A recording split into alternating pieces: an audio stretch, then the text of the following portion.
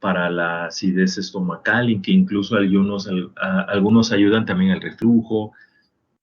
Entonces, cuando una persona tiene ahí ardor en el estómago, pues se mastica una de estas tabletas masticables, que incluso ya ahora hasta hay de sabor, hay menta, cereza, no sé, creo que se llaman TUMS, TUMS.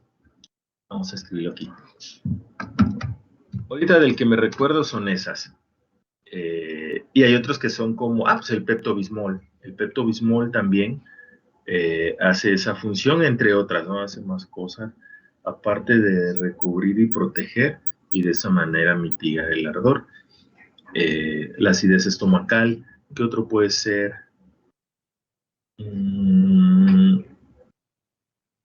Básicamente serían esos. Hay más marcas, ¿no? Pero ahorita no me recuerdo, porque si ya empezamos a hablar de la ranitidina, por ejemplo, ahí sí ya no. Ese estaría en esta categoría, porque interacciona con receptores, sale. Ok, les cuento un poquito más acerca en ese mismo sentido, ¿no? De los fármacos con propiedades ácidos básicas. Hay muchas causas de la acidez estomacal. Hay muchas razones, incluso hay razones de nuestro medio ambiente, de nuestro entorno. Omeprazol menciona también su compañero, pero ahí, ojo, ya sería dentro de esta categoría, porque interacciona con receptores el omeprazol. Sale. Que hasta está el comercial, ¿no? Omeprazol para la gastritis, que es muy pegajoso, ¿no? El omeprazol. Entonces, enseguida se acuerda uno. Gracias, Alex Adán. Ok, entonces, en este sentido les digo, hay ambientes que son muy estresantes, de mucha presión, de mucha competitividad. Yo siempre he creído que toda competencia es buena siempre y cuando sea leal, siempre y cuando sea pareja, ¿no? Y derecha. Ese no creo que sea el problema. Yo creo que hay ambientes muy estresantes, horarios muy demandantes. Entonces, eso influencia nuestro sistema digestivo. Entonces, se sobreproduce ácido gástrico. Esa puede ser una. Otra, hay una bacteria denominada Helicobacter pylori. Esa bacteria lo que hace es exacerbar la bomba de protones, que entiendas está esa bombita. Bueno, yo les menciono una, ¿no? Pero son varias, son muchísimas que hay a nivel del estómago. Entonces le exacerba, entonces continuamente el estómago está sobreproduciendo protones, o sea, está demasiado ácido. Y pues hagan de cuenta, ya creen que es algo crónico y están tome antibióticos. Ahí sí ya puede ser como el que dice Alex Adán, omeprazol, o combinaciones de estos, o van cambiando y brincando entre antiácidos porque no se les quita por completo, o toman el TUMS que les decía y el Pepto-Bismol y aparte el omeprazol, pero ¿cuál? Nunca se va a quitar porque la causa es la Helicobacter pylori, ¿sale? Esa es otra razón, pero ahora bien, comentando un poquito más de la acidez estomacal, de la gastritis, ¿no? Obviamente una gastritis mal cuidada puede llevar a úlcera, sale a ulceración, y una úlcera igual, mal cuidada, mal tratada, mal llevada, es la antesala del cáncer de estómago, sale. Entonces, ya no suena tan simple, una simple gastritis, una simple acidez estomacal, cuando está ahí por mucho tiempo, ¿no? Cuando aparece la ulceración, es la antesala del cáncer de estómago. Entonces, no hay que dejarlo de lado, hay que tener hay que poner atención, ¿no? No es normal que sintamos dolor o no estemos en bienestar, ¿no? ¿Sale? Entonces hay que prestar atención a todas las señales que nos manda nuestro organismo, ¿no? De diversas formas. La siguiente puede ser sustitución de sustancias de las cuales el organismo presente déficit. Un ejemplo clásico, las vitaminas, los complementos y suplementos alimenticios. que podamos tener déficit por alguna causa que de por sí así somos, ¿sí me entienden? De por sí así somos, entonces, dependiendo de la persona, tenemos más incrementada la presencia de ciertas vitaminas y otras no tantas, entonces es necesario que haya una fuente exógena, ¿sale? El efecto alostérico, por ejemplo, que un fármaco, que una molécula que de por sí tenemos no tenga la suficiente tamaño, pero porque le faltan grupos funcionales. Entonces se puede sustituir mmm, incluyendo otra molécula. Sale. ¿Cómo decirles? Aunque suene así raro, o sea, el efecto alostérico es un efecto por impedimento espacial. Si una molécula endógena, es decir, que de por sí tenemos, no tiene cierta parte o tiene ciertos grupos funcionales, lo podemos suplir con ese pedazo, incluyéndolo exógenamente. Obviamente cuesta mucho trabajo porque se puede estar uniendo a otras cosas además de ese sitio donde hace falta. Sale, ese sería un efecto alostérico. Acuérdense que es un impedimento por espacio. Sale. ¿Ok? Oigan, por cierto, estoy viendo que no hay tantos. Somos 33. Ah, no, sí, somos 33. Bueno, faltan algunos. Ok, vamos a continuar. Ok, y ese es el efecto alostérico. Y finalmente el último es el efecto placebo. Les voy a contar un poquito más acerca de este. Creo que les empecé a mencionar, pero ahorita con un poquito más de detalle. Hay personas, se observa sobre todo en las personas ya mayores, que se acercan a las clínicas, a los hospitales, donde haya servicio médico, porque sienten ciertas dolencias, pero las cuales no están asociadas con una causa fisiológica, o sea, realmente la enfermedad no la tienen. Pudieran llegar a presentar cierto grado de hipocondria. Son pacientes, pudieran llegar a ser paciente hipocondríaco, los cuales pues se inventan, ¿no?, las enfermedades, incluso llegando a desarrollar los síntomas. Pues ya es el grado de sugestión que ya tiene ese tipo de paciente. En el caso de los adultos mayores, muchas veces es por soledad, por depresión. Simplemente los empiezan a escuchar y se empiezan a sentir mejor. Sale. O le recetan el tratamiento y, aunque suene extraño, o sea, les dan el tratamiento y van a la farmacia a surtirlo, por ejemplo, en el IMSS, y apenas les están dando ya las cajas, ni siquiera lo han sacado de su blister, la tableta, la cápsula, la grajea, y ya se empiezan a sentir mejor. Entonces, ¿qué pasa? El médico, conforme pasa el tiempo y es repetitivo, que ese paciente se vuelve a aparecer y se vuelve a aparecer otra vez ahí, pero ahora puede ser con la misma enfermedad o ahora con otra, y al rato vuelve a regresar con otra, pero siempre quiere salir con medicinas, o sea, que le receten medicamentos. Y que sea más de uno, ¿no? Entre más mejor. Entre más les receten, entre más llena esté la receta, mejor se sienten mejor. Entonces, a ese tipo de pacientes, cuando ya se tiene la certeza de que es un paciente hipocondríaco, se le dan los placebos. Los placebos aquí lo marco, para llevar a cabo un efecto placebo. Y es bien curioso porque les dan esas tabletas que no tienen nada, obviamente tienen un distintivo en la caja, incluso en el envase primario y en el envase secundario, es igual, pero solamente el médico sabe cuál es la diferencia. Puede ser una inversión en la serie de números, en una serie de números, perdón, o una pequeña marca de una franja. ¿Sale? Entonces solo el médico sabe y obviamente están resguardados, no están revueltos con el resto de los medicamentos. Bueno, entonces le dan ese medicamento y es increíble cómo igual lo mismo, apenas le están dando las cajas y se empiezan a sentir mejor. Bueno, un poquito antes, desde que las escucha el médico, ya se empiezan a sentir mejor. Y se siente mucho mejor si la receta está llena y si toda la receta se la surten y le están dando las cajas en la farmacia de tal o cual clínica, hospital, sanatorio, y ya se empiezan a sentir muchísimo mejor. Se la toman con la primera toma y es el placebo. Y ya se les quita, así como por arte de magia. Entonces, ese tipo de pacientes tienen que identificarse muy bien y parte de la clínica que ocupa el médico de esa labor clínica, pues es eso, ¿no? El efecto placebo. Sale.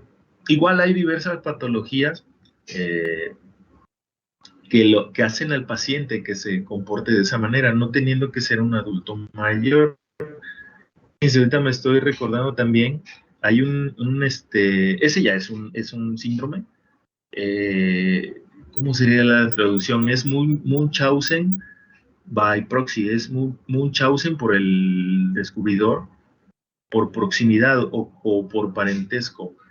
Ahí sí ya está un poquito más severa la cosa. Eh, la verdad es que tiene muy poco que ver con el placebo, efecto placebo, pero nada más imagínense para que lo asocien qué tan complejo puede ser un desorden psicológico o llegando incluso a ser psiquiátrico. Se llama Munchausen by proxy, es decir, Munchausen por proximidad, por parentesco. Imagínense que la madre de un chiquitín, una nenita, todo el tiempo está yendo al hospital, pero no porque la mamá se enferme, el hijo o hija se enferma continuamente y otra vez se vuelve a aparecer en el hospital con lo mismo, el niño enfermo y enfermo y enfermo, a veces de distintas cosas, a veces de lo mismo.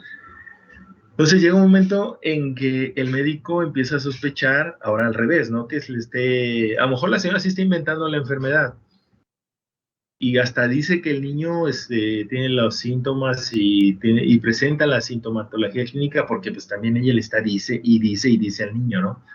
Pero también pueda pasar que se presente este síndrome de Munchausen, que ella lo está enfermando. Sale. Si ella sabe que cierto grupo de alimentos le hace daño, se lo está dando. O ella misma lo hace que se enferme. Suena muy extraño, sí, pero sí existe. El síndrome de Munchausen por parentesco. Y es algo muy curioso y muy interesante, aunque muy choqueante, ¿no? Imagínense cómo va a ser que la propia madre está enfermando a su hijo para tenerlo y recibir la atención. En eso redunda mucho ese síndrome, para tener la atención del médico o médicos, o sea, del grupo de salud de tal o cual clínica o hospital en el cual se está presente y presente y presente de manera repetitiva. Es muy curioso ese síndrome. ¿Sale? Ok. Ya les hablé un poquito más, incluso más allá del placebo. ¿No? Okay. Ojo, muchos medicamentos en lugar del fármaco contienen azúcar o glúcido. Si se sabe que el paciente no es diabético, pero ya se identificó que es hipocondríaco o que tiene esa tendencia a inventar las enfermedades, a inventárselas, se le da esa tableta que en lugar de principio activo lleve algún azúcar, ¿no? Obviamente si es diabético se buscará otra alternativa, ¿sale? Entonces, les decía, estos son los menos, ¿sale? Estos son los menos.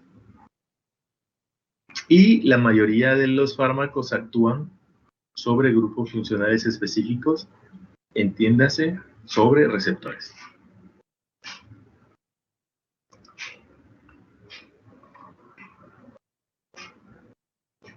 O ahora no cambia, a ver, permítame. Ahora no puedo cambiar la diapositiva.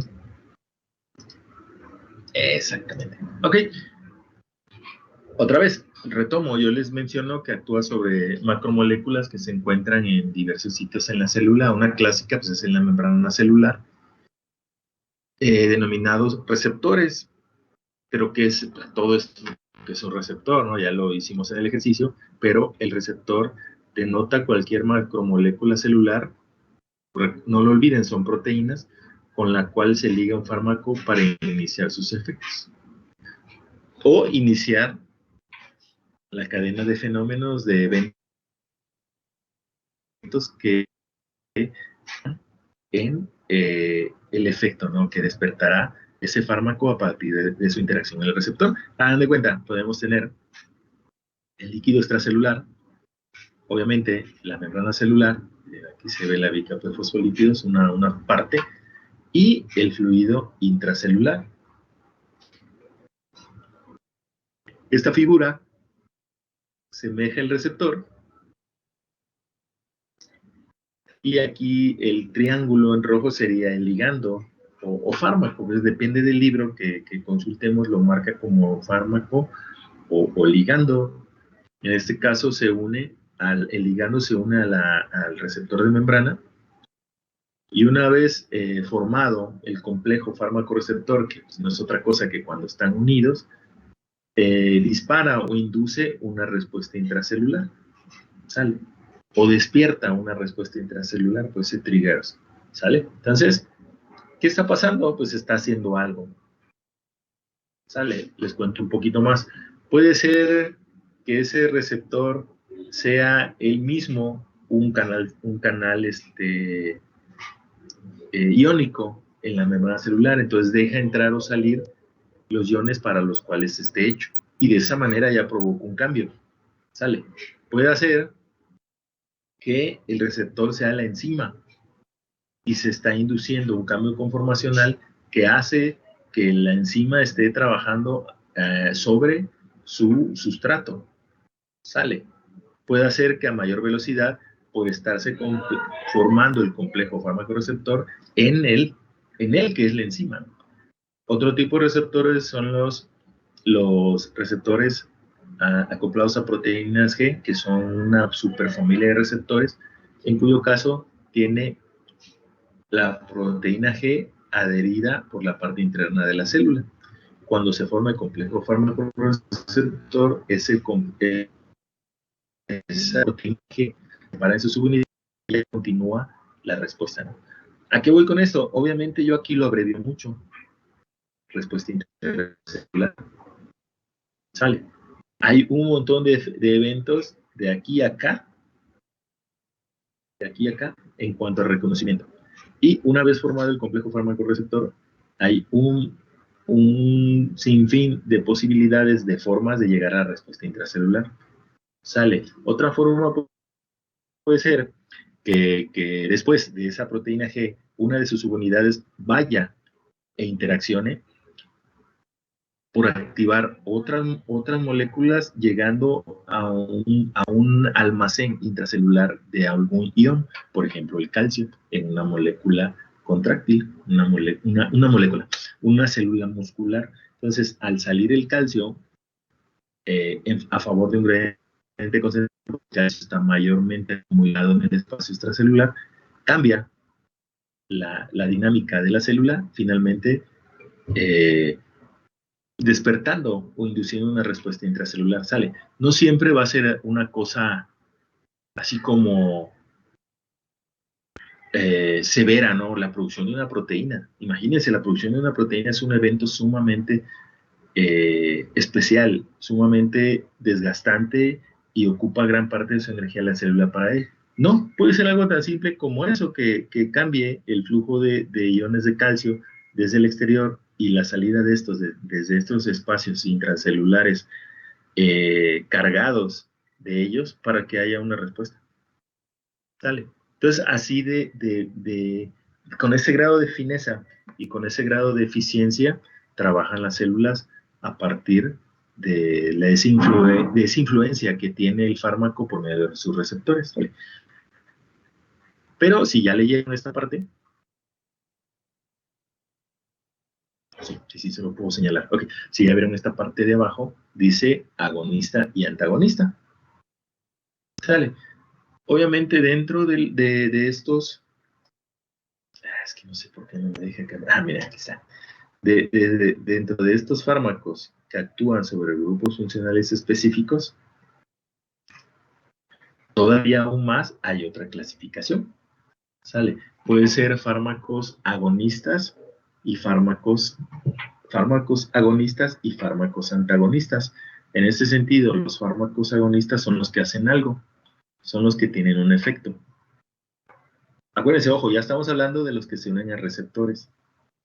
Es decir, el fármaco agonista o el ligando agonista unido al receptor hace algo, o sea, tiene un efecto, despierta una respuesta, imagínense la que les acabo de mencionar, en la célula. Sale. Obviamente se está uniendo al receptor. Y en el caso, ahorita retomo esta parte, y en el caso de los antagonistas, sí se une igual al receptor, pero unido al receptor no hace nada de esto. Sale. Su efecto, su papel es antagónico. ¿Ok? Voy a hacer la semejanza aquí de una vez. Si ustedes han visto alguna película, alguna novela, bueno, ahorita están de moda, mucho más de moda, bueno, pienso yo, ¿verdad? Están mucho más de moda las series de televisión de la plataforma que ustedes gusten y manden, que ya hay un montón ahora, el protagonista de tal o cual serie, película, novela, lo que sea, es el que hace algo, es el que hace el bien, por decirlo, ¿no? Sería el papel protagónico, ¿no? El chico alto, guapo, fornido, bien parecido, ojo de color, y es el que siempre hace el bien, ¿no? Hace algo. Y ustedes lo han visto, incluso hasta mencionan, y en el papel antagónico, el que se contrapone a lo que hace el protagonista, ¿no? Le hace la vida imposible, lo anda siguiendo por todos lados para hacerlo quedar mal, o se expresa mal de él para anteponerse a lo que hace el protagonista. ¿Sale? Entonces, les hago ese comentario para que lo asocien. Siempre el antagonista se va a anteponer o va a tratar de impedir lo que trata de hacer el agonista. ¿Sale? A lo mejor mi ejemplo un poquito ahí telenovelesco, pero tiene mucha semejanza, ¿sale? Entonces, para que no se les olvide, ahí les dejo ese ejemplo, ¿ok? En este caso, los agonistas, los fármacos que se ligan a receptores fisiológicos y remedan los efectos reguladores de los compuestos endógenos, que envían señales, reciben el nombre de agonistas. Es decir, obviamente no nacen los receptores para los fármacos, no. Los fármacos se tienen que adecuar, es decir, todo lo que se hace de investigación, de desarrollo para producir una nueva molécula, un nuevo fármaco, tiene que adecuarse a los receptores que ya están. No el organismo va a modificar o a crear nuevos receptores para los nuevos fármacos, no. Tiene que ser así. Los fármacos se ligan a los receptores que ya de por sí están, los receptores fisiológicos, y lo que hacen es remediar los efectos reguladores de los compuestos endógenos, ya sea que estimulen una vía, sí, pero puede ser que la disminuyan o la aceleren, sale, o si no está, que esté. Y si está en demasía, que se disminuya, que sea más lento. ¿Ok? Pero siempre hace algo. Recibe el nombre de agonista. Ahorita veremos otra manera, más enfoques. ¿Ok? Y el antagonista, los compuestos que pueden ejercer su efecto, fíjense cómo suena, ¿no? Los compuestos que pueden ejercer su efecto al inhibir la acción de un agonista reciben el nombre de antagonista. Es decir, ambos se unen, sí. Ambos se unen al receptor, sí. Ambos se pueden unir al mismo receptor, también. Pero el agonista unido al receptor va a hacer algo. Va a hacer algo como esto. Aquí todavía no puntualizamos, va a hacer algo. El antagonista se une, sí. Al mismo receptor, sí. Pero ojo, al mismo tiempo no. Pero cuando él se une, esto no pasa. Sale. Por eso es que se menciona que el antagonista hace su trabajo porque impide, inhibe la acción de un agonista. Y suena curioso porque unido el antagonista al receptor no va a hacer nada. Pero como impide que se una el agonista, está impidiendo que ocurra la respuesta intracelular. ¿Sí me entienden? O sea, suena curioso, pero él unido al receptor no hace nada. Lo que sí hace es ocupar el lugar que debería estar ocupando el agonista. Y de esa manera se contrapone, o sea, no deja, inhibe los efectos del agonista. ¿Sale? Ok, esos son agonista y antagonista, fármacos de estimuladores o que hacen algo, y fármacos que tienen un papel antagónico contra inhibiendo o impidiendo que el agonista haga su trabajo.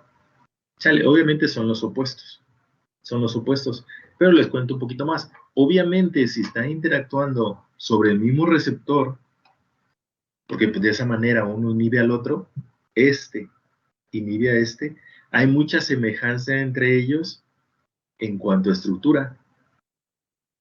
Donde puede estar la diferencia es entre los sustituyentes. Acuérdense, los sustituyentes,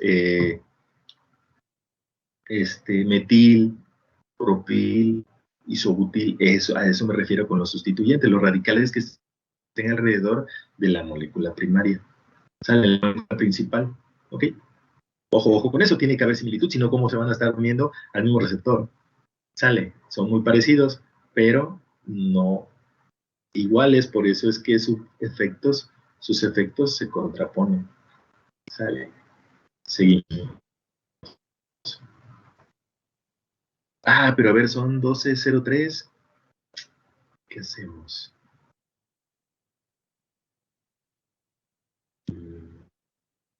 Vamos a dar, vamos a dar 10 minutos de receso. 12:13 retomo aquí en esta parte de las teorías para explicar la acción farmacológica mediada por receptores. ¿Sale? 12:13, regresamos. Receso, 10 minutos. Gracias. Aquí estoy al pendiente.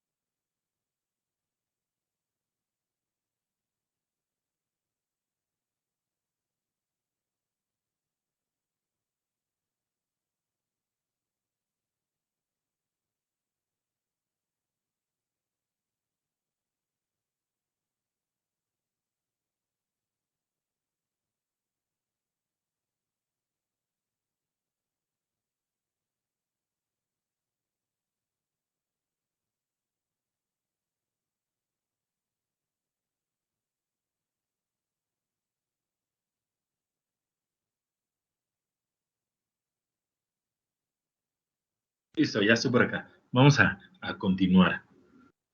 Respecto de esa interacción del fármaco con el receptor, se han propuesto dos teorías. Permítanme, como dejé de compartir. Ok. Se han propuesto dos teorías, la teoría de la ocupación y la velocidad de la ocupación. Obviamente, si nosotros recordamos que los grupos funcionales que se exponen del receptor se corresponden con los del ligando o fármaco, pues se estarán uniendo. Pero esa unión no es infinita. Tiene un tiempo de duración, entonces es lógico pensar que la interacción fármaco-receptor estará ocurriendo y en cierto momento se estarán separando. O sea, se estarán uniendo y desuniendo. Por eso es que se menciona que es el número de encuentros o choques durante cierto tiempo. Sale, vamos por partes. En la primera, la teoría de la ocupación. Esta teoría sostiene que la respuesta es función del número de receptores ocupados por un agonista. Es decir, para que se pueda observar el efecto, estará interaccionando el fármaco con el receptor, pero se necesitarán que se cubran, que se estén formando tantos complejos fármaco-receptor sea necesario para que la respuesta pueda ser medible. Vale, esa sería la primera. La respuesta es función del número de receptores ocupados por un agonista. ¿Vale? Esa es la primera. La segunda es la velocidad de la ocupación. Esta sostiene que la activación de los receptores es proporcional al número de encuentros, es decir, de choques con el fármaco por unidad de tiempo. Entonces le tomará tantas veces sean necesarias unirse, tantos receptores sean necesarios estimular por unidad de tiempo. Sale. Básicamente, con estas dos teorías se puede explicar cómo es que la acción farmacológica inducida por un ligando ocurre utilizando tal o cual receptor. ¿Sale? La teoría de la ocupación y la velocidad de la ocupación.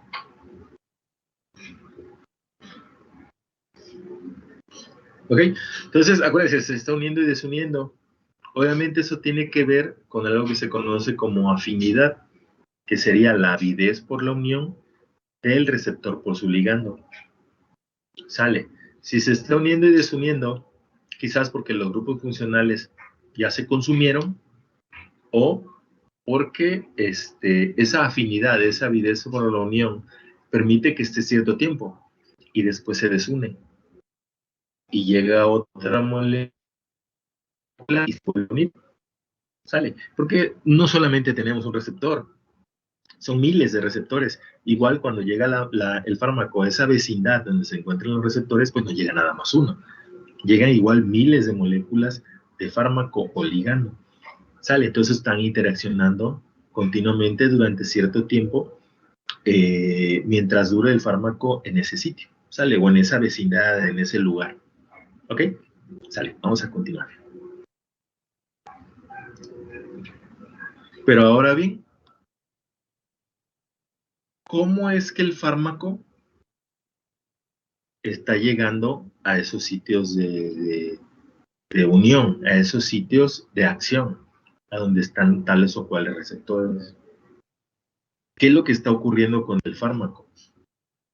Si recordamos las clases de morfofisiología, yo les mencionaba en la primera porción, en el primer tema, perdón, cuando vimos epitelio, que era son células o membranas que recubren una superficie externa o revisten una interna. Y yo les mencionaba también todavía les remataba diciendo que el tracto digestivo, a pesar de que está en nuestro interior, en tanto no toque sangre, es una barrera externa.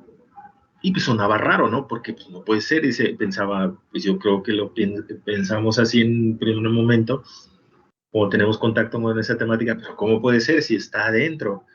Sí, está adentro, pero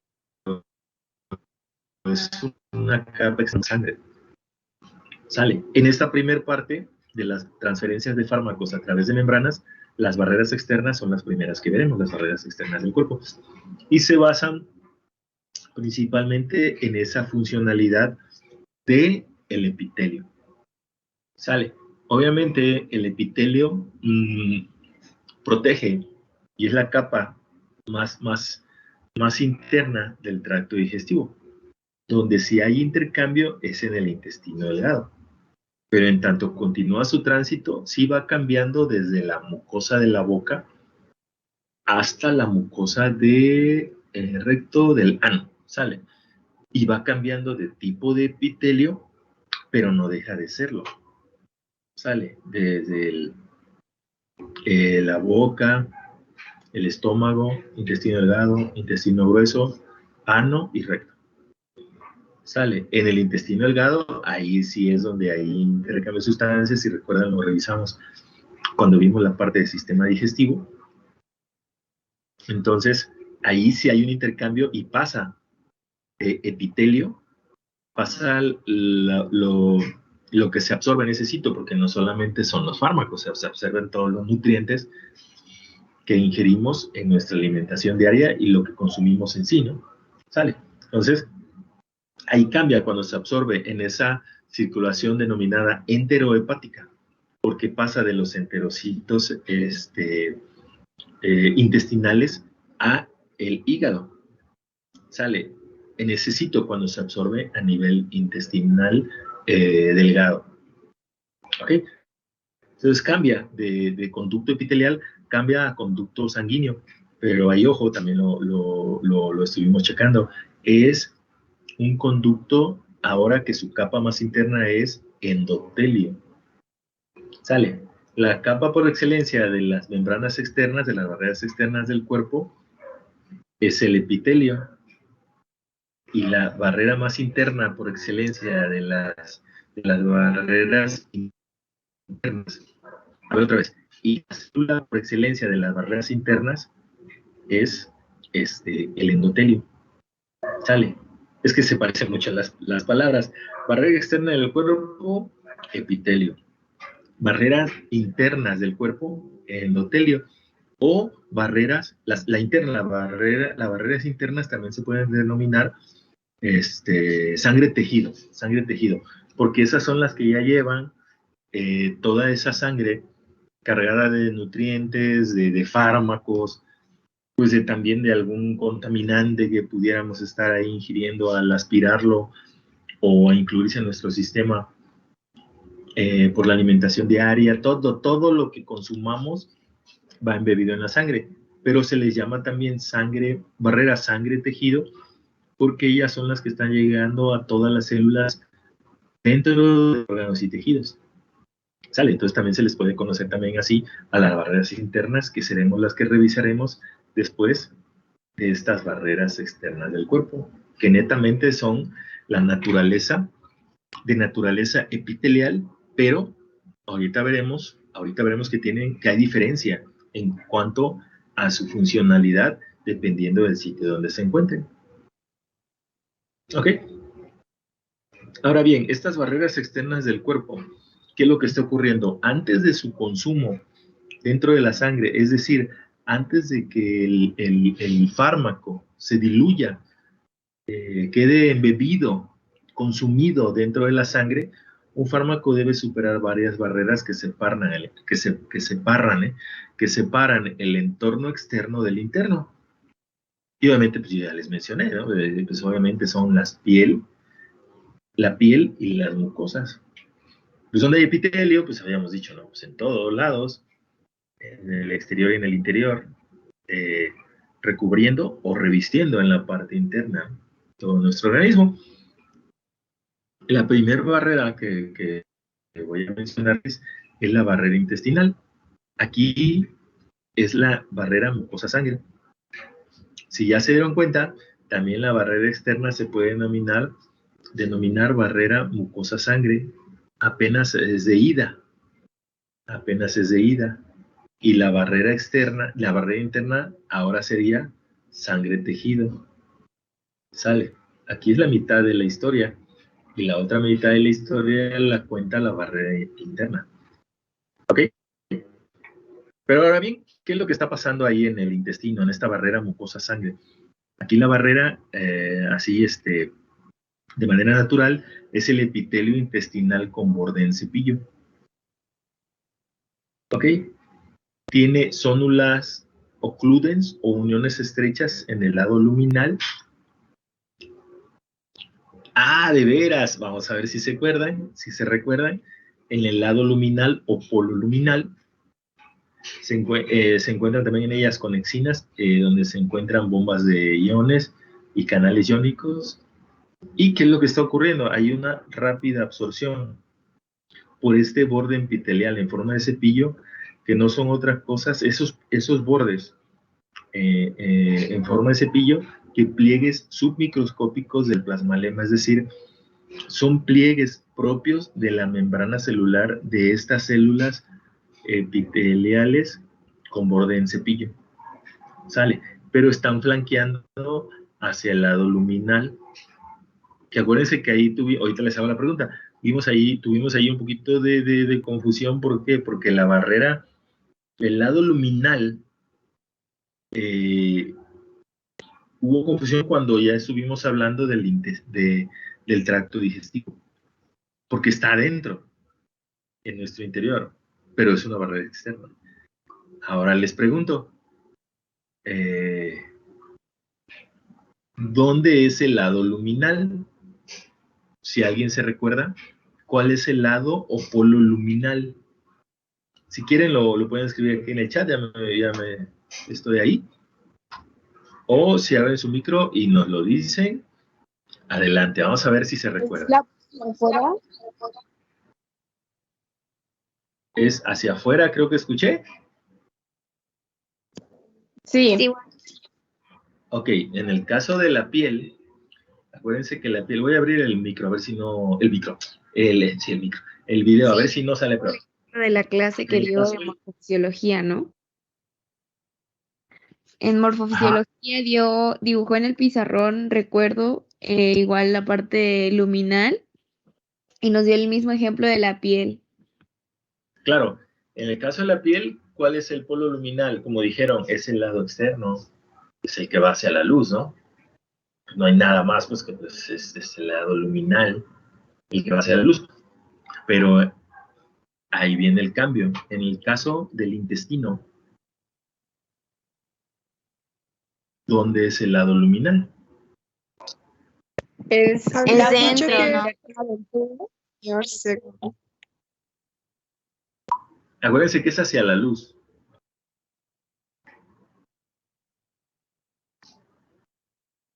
Porque su opuesto sería el lado abluminal. Es el interior. Sería hacia el interior, sería la cara, ojo, sería la cara de la célula epitelial intestinal con borde en cepillo, sería la cara que está viendo hacia la luz del conducto. Acuérdense que va hacia la luz, sería hacia la luz del conducto, y la luz del conducto, ya sea el conducto epitelial o endotelial, la luz del conducto es el interior de este. ¿Sale? Ojo. Entonces, ¿por qué es importante? Porque esas células ocludens u ocluyentes o uniones estrechas están flanqueando hacia ese lado, hacia el lado de las células que está viendo hacia el interior del conducto. Por eso es importante retomarlo, ¿sale? Pero sí, como ya correctamente dijeron, es la cara que está viendo hacia el interior del conducto, hacia la luz del conducto, ¿sale? Ahí está ya. Entonces, y bien, y ahora, ¿y qué más?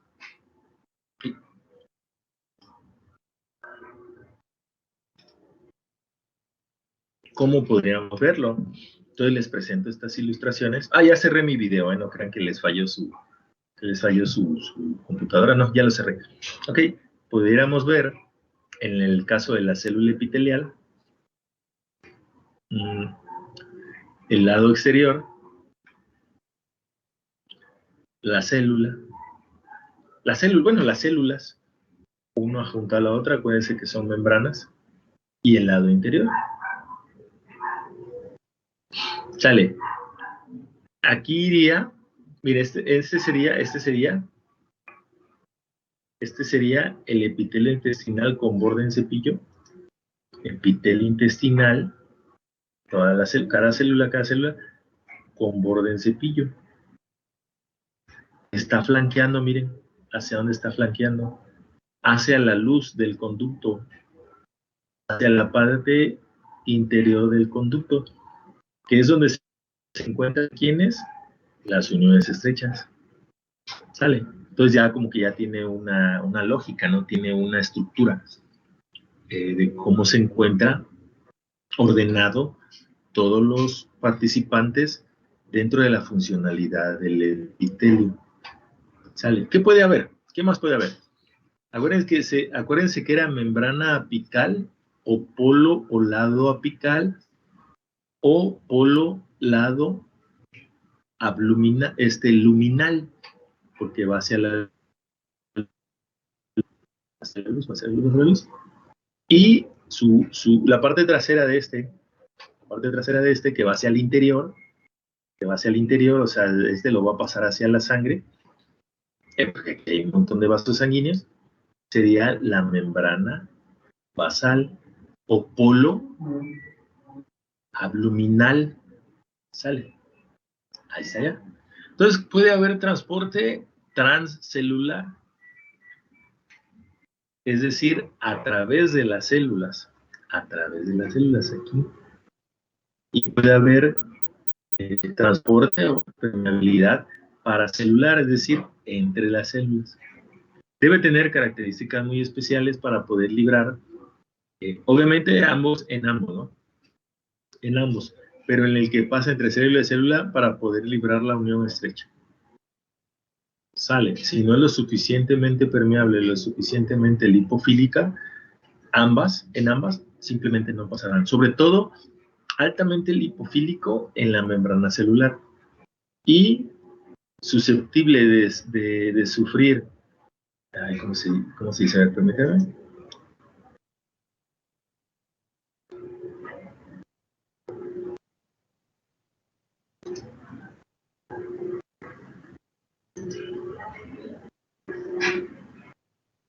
Sí, susceptible de pasar a través de la unión estrecha, obviamente por tamaño o por carga, lo estarán haciendo de manera paracelular. ¿Sale? Ok, pero ¿cómo deberíamos imaginarnos al epitelio, que es la bicapa de fosfolípidos? Miren, aquí se esquematiza y lo continúan hacia atrás. Igual aquí la parte del frontal y lo continúan hacia atrás. ¿Cómo deberíamos imaginarlo si nos está mencionando que hay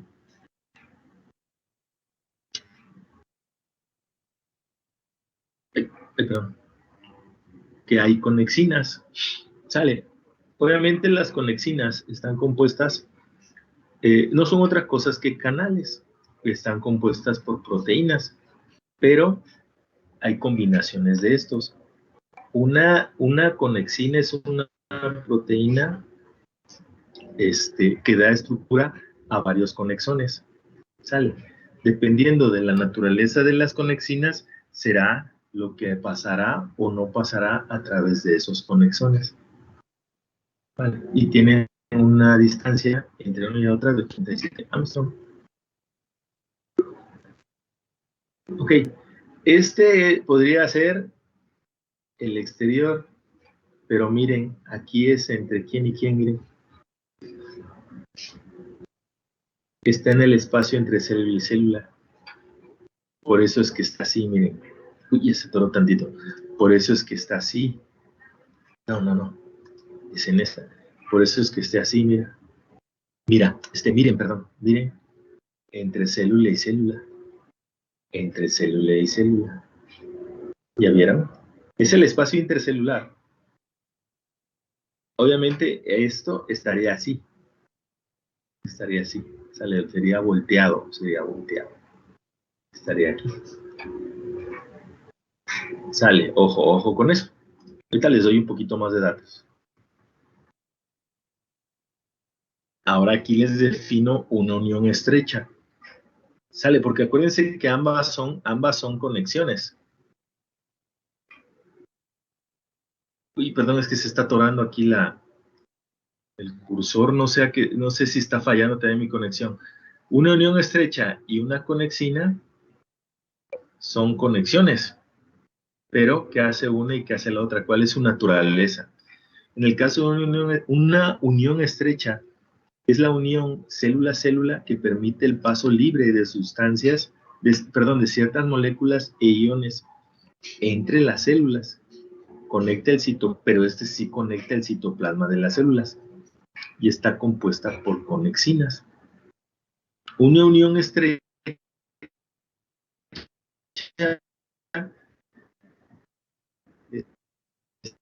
está compuesta de ahorita en el esquema. Pero ahora bien, ¿qué son las conexinas? Pues son proteínas de unión a uniones estrechas. suena extraño, ¿no? O sea, acuérdense, se puede estar compuesto de dos conexiones, pero cada conexión está compuesta de distinta naturaleza de conexinas. De distinto tipo, perdón, de conexinas, que son proteínas de unión a uniones estrechas. Es decir, 6 conexinas se combinan para formar un conexón. Sale, y diferentes conexinas se combinan para formar uniones estrechas de distintas propiedades. Y estas distintas propiedades pueden ser porque se comportan como poros de conductancia, pueden tener selectividad por tamaño, pueden tener selectividad por carga, propiedades activadas por voltaje y por químicos. Sale, entonces es multifunción, pero ¿qué les da esa funcionalidad? Las combinaciones de 6 conexinas para formar los distintos tipos de conexiones. ¿Cómo es que se estructuran? En base a necesidad de las células. Depende en dónde se encuentren. ¿Sale? Ok, seguimos.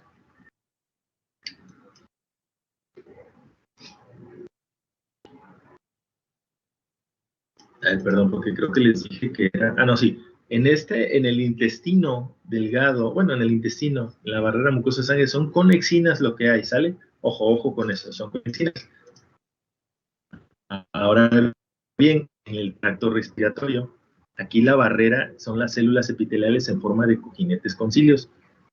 Y hay igual, de la misma manera, hay zónula occludens o zónula ocluyente del lado luminal. Y el espacio bronquial e intersticial, que ustedes ya saben dónde es el intersticio, ahorita les pregunto, sin buscar, no busquen.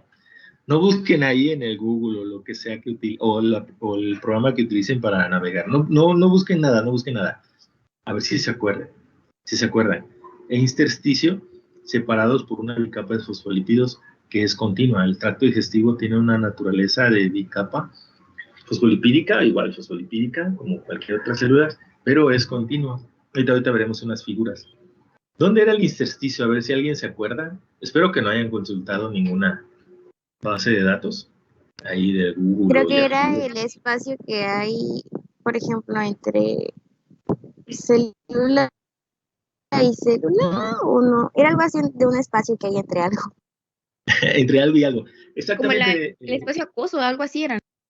El espacio acuoso. A ver quién más comenta algo más o lo escribe en el chat.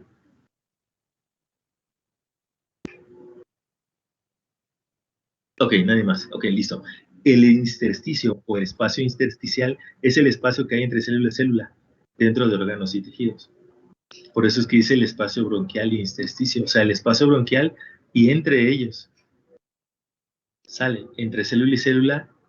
En esos espacios está separado por una bicapa continua de fosfolípidos. Sale, por eso es importante pues también recordar, ¿no? Doctor, disculpe, el líquido que hay, ¿de qué está compuesto? Ok. Ese líquido que se encuentra entre célula y célula, entre otras cosas, tiene iones, tiene de distinta naturaleza, porque acuérdense,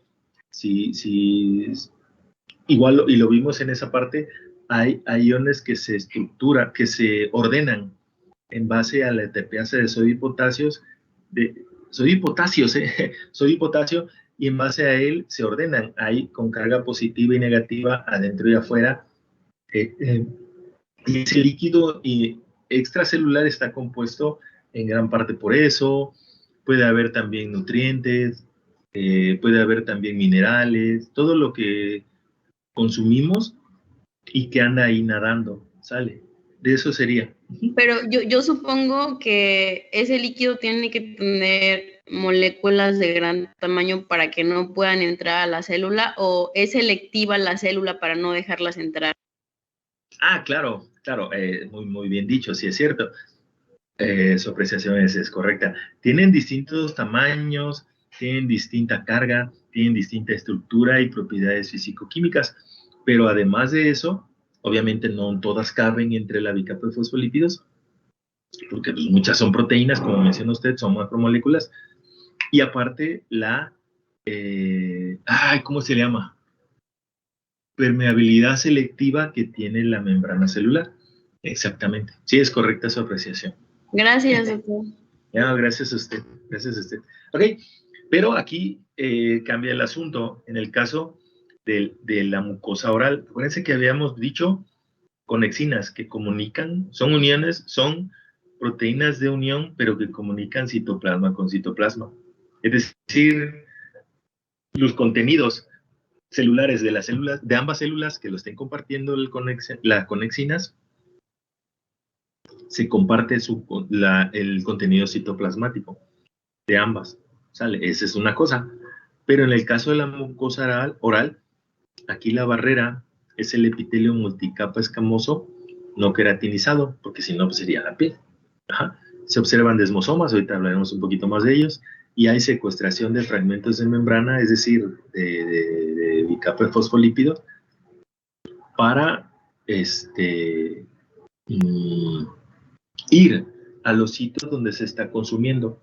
¿Por qué? Porque también si recordamos el epitelio, y pues obviamente todas las células están continuamente sufriendo desgaste, pero por ejemplo el epitelio que está expuesto a sustancias de distinta naturaleza, incluso a distinta temperatura, por ejemplo la piel, o muy ácidas o muy alcalinas en el caso del tracto digestivo o la mucosa oral, hay personas que no conciben comer la sopa si no está todavía burbujeando en el plato, o café, lo sirven en la taza o el pocillo, no sé, el traste que ocupan, y que esté ebulliendo todavía, burbujeando, y así lo toman. Entonces el epitelio está continuamente sufriendo un gran desgaste, y en el caso de la piel, pues las inclemencias del tiempo y los cambios en el medio ambiente. Entonces, todo ese desgaste que tiene que irse supliendo por esta secuestración de fragmentos de membrana. Sale para que siempre esté funcional. Y cómo se libra por fármacos altamente lipofílicos, altamente oleosos. Sale, por ejemplo, las cremas, los ungüentos, que no son exclusivos de las señoritas, también los jóvenes, o bueno, ambos géneros nos cuidamos, ¿no? Y la piel no es la excepción. Entonces, si ustedes han visto las cremas, las pomadas, los ungüentos, los remedios, ¿no? Para la piel, no solamente la cara, ¿no? La piel de los brazos, las piernas, la espalda, el pecho, todo donde tenemos piel, tiene esa naturaleza, es muy oleaginosa. ¿Por qué? Porque son fármacos altamente lipofílicos. Igual, fíjense, se les hago la semejanza con ese trocisco que yo les mencioné, sublingual. La sustancia que tiene ese trocisco es sumamente lipofílico. Por eso es que libra unas cosas que se disuelvan muy rápido por la temperatura en la boca debajo de la lengua y en ese sitio de la mucosa.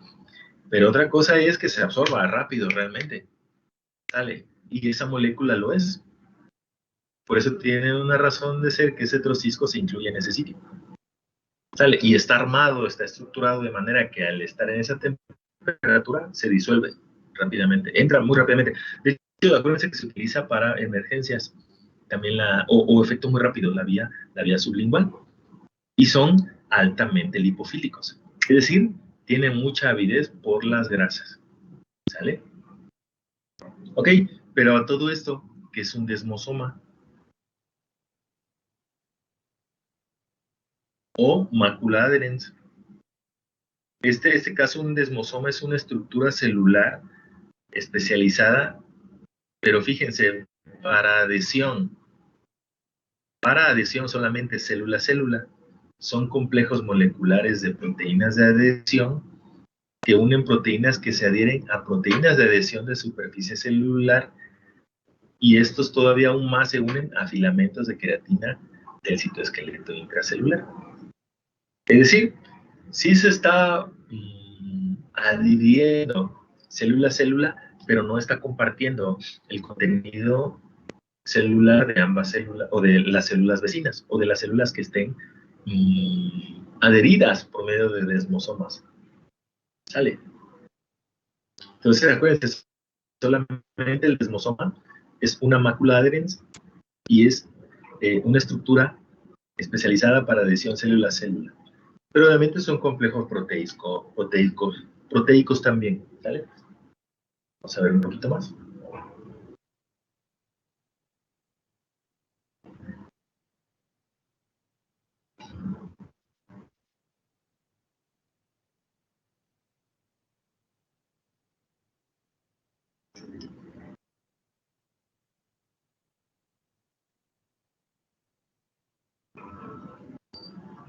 Ok, ¿cómo deberíamos imaginarnos el epitelio? Si hiciéramos un corte transversal y pudiéramos verlo así de lado, para poder ver célula y sus vecinas y qué hay entre ellas. ¿Sale? Pudiera verse así. Miren, una célula, otra célula y otra célula. Ese puntito, estas círculos en azul, miren, aquí hay otro, aquí hay otro, aquí hay otro, aquí hay otro, aquí hay otro, son uniones comunicantes. ¿Sale? Pero obviamente aquí lo estamos viendo de lado, aquí lo estamos viendo de frente, porque hacia adelante hay más células, y obviamente hacia acá se continúan, y hacia adelante otra vez, hacia adelante hay otra célula. Entonces, la célula tiene uniones comunicantes por todos sus lados. ¿Ok? Pero ahora bien, vamos un poquito más al detalle. Acuérdense que habíamos dicho que las microvellosidades no son otra cosa que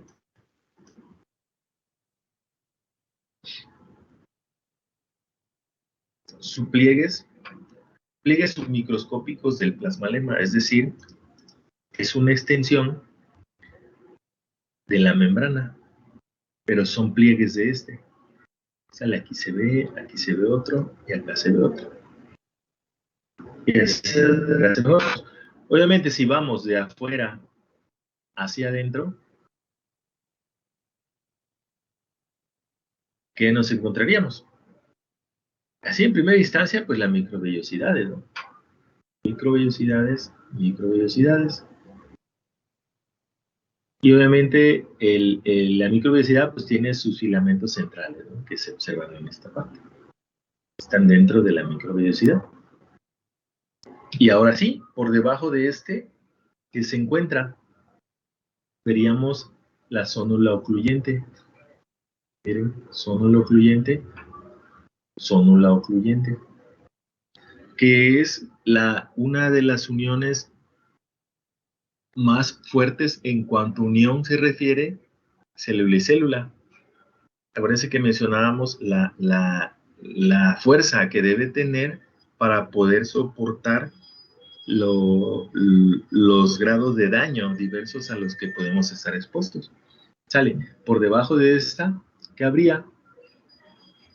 Zónula adherens, miren que sería esta, zónula adherens. Igual, bueno, si pudiéramos revisar, pues te vería también la parte terminal de estas microvellosidades, ¿no?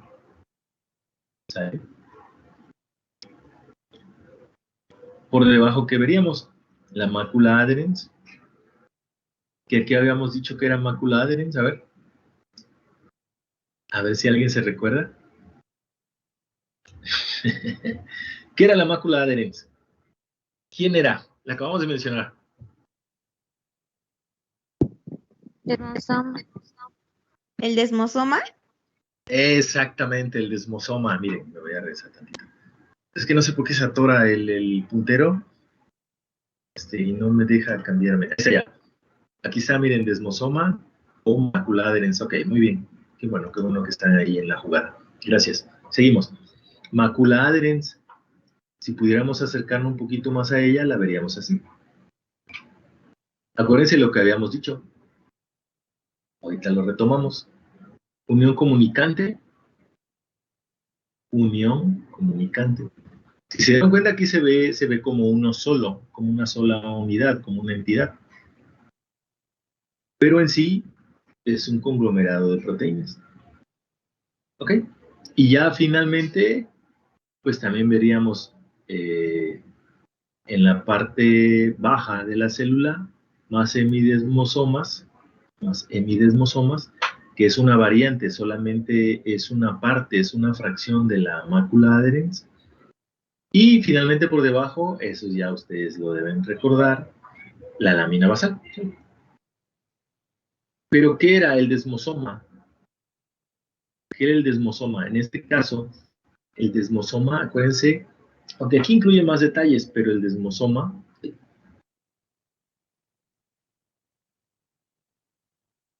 es una estructura especializada para adhesión célula-célula. Miren, adhesión célula-célula. Sale.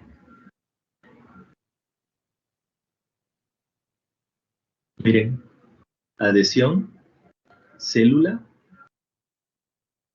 y acá estaría la otra, célula-célula.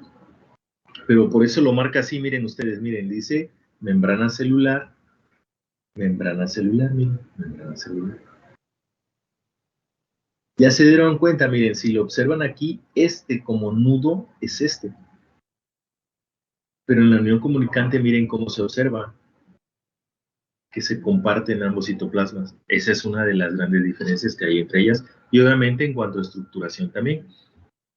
¿Y qué más se está haciendo? A ver, ¿qué más dice? Proteínas, unen proteínas que se adhieren a proteínas de adhesión de superficie celular, y esto a filamentos de queratina citoesquelética. Estas uniones, estas que marcan como proteínas de adhesión de superficie celular, son estas las caderinas. ¿Sale? Y estas a su vez se unen a una placa citoplasmática, pero estos filamentos intermedios, miren, todos estos que se ven aquí, estos que se ven aquí, eso que se ven aquí, es esto lo que marca aquí.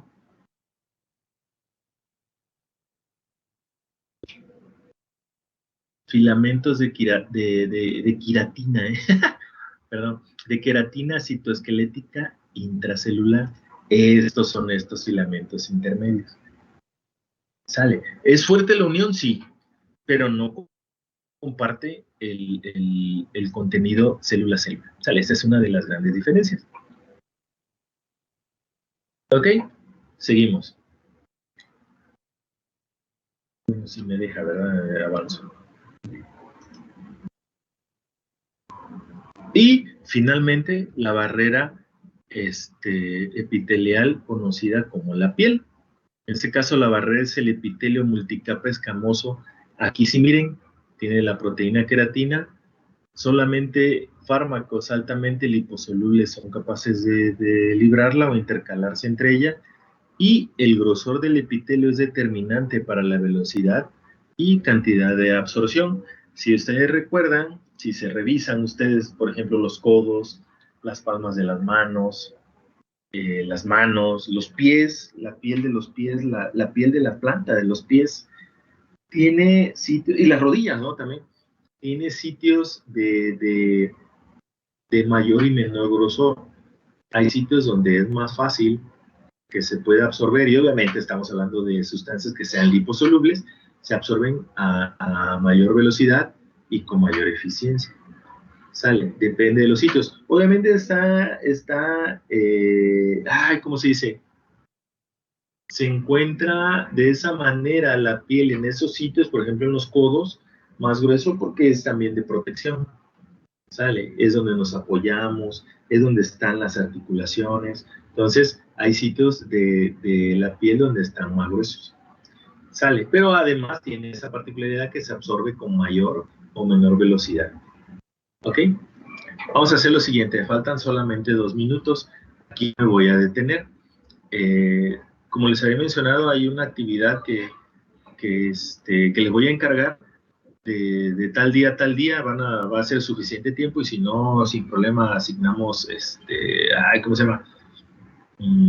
Prórroga, pero espero que no sea necesario, va a haber suficiente tiempo de tal hora a tal hora. Yo les aviso por medio de su compañera representante, Jimena, sale. Pero acuérdense, las actividades todo es por E-4 en nuestra experiencia educativa farmacología, ¿ok?